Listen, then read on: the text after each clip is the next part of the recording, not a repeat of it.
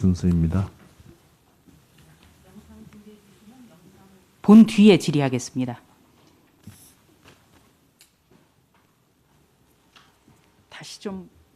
대통령께서는 앞으로 가급적 이념 문제에 대해서는 한 발짝 물러나 주시기를 부탁드립니다.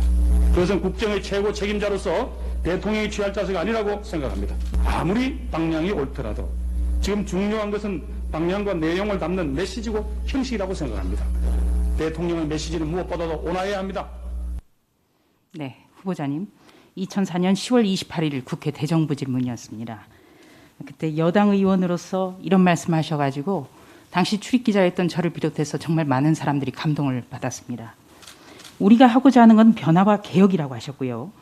그런데도 왜 국민적 동의를 구하는 일에 그토록 서툴렀는지 가슴 저리게 반성해야 된다고 하셨습니다.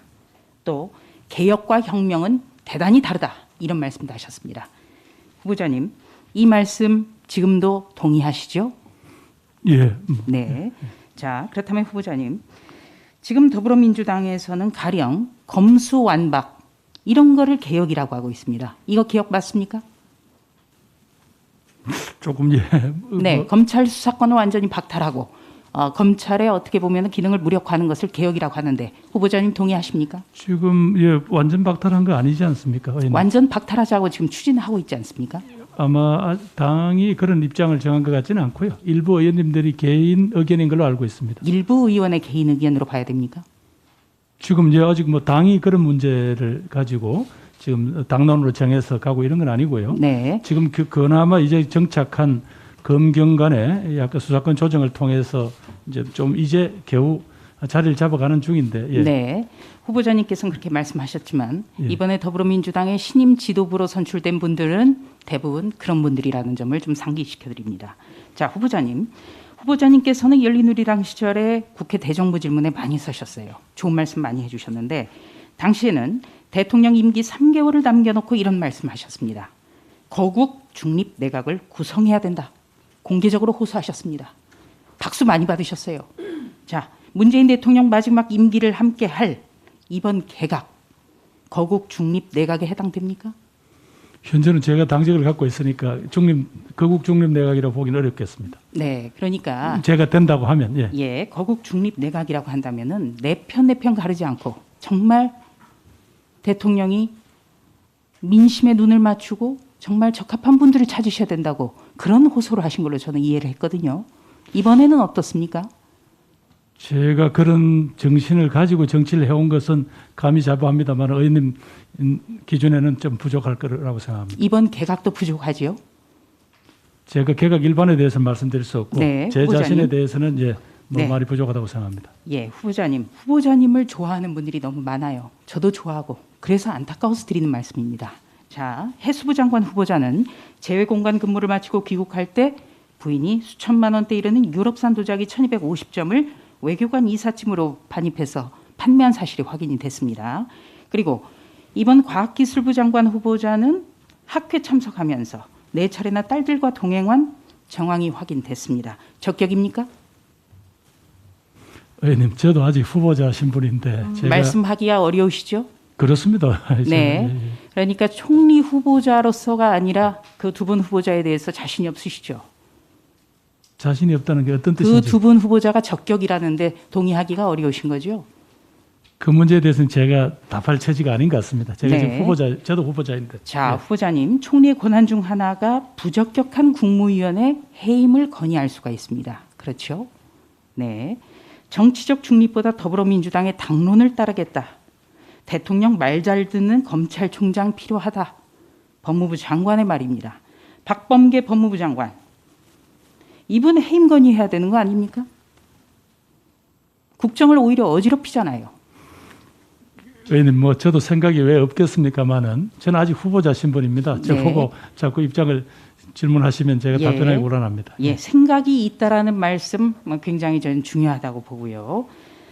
자, 이번에 여당의 원내대표는 친문계 핵심이 됐습니다.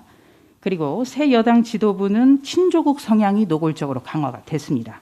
그렇다면 4.7 보궐선거에서 나타난 민심과는 동떨어진 것 아니냐, 이런 지적이 많습니다. 윤호중 원내대표는 국회 운영과 입법 독주가 계속될 것이라는 점도 시사했습니다. 후보자가 정리가 되신다면 당정청 관계를 과연 재설정할 수 있겠습니까? 뭐 다들 그동안 신뢰관계가 있는 분들이니까 그 방금 의원님께서 지적하신 야당의 입장이 정확하게 전달되도록 또 그래서 야당의 입장을 고려하면서 그 국정 운영을 할 수 있도록 제가 그런 역할을 하겠습니다. 그런데 후보자께서 노력을 하시겠지만 그게 가능하겠습니까?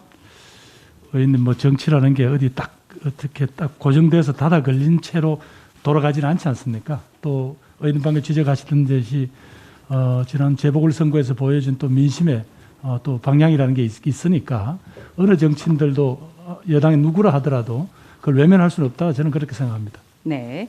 후보자께서는 2005년 1월에 열린우리당 원내수석 부대표를 하셨어요. 그때 이런 말씀하셨습니다. 숫자로 국회 운영을 해온 적이 없다. 이렇게 말씀하셨습니다. 상당히 인사 깊은 발언이었습니다.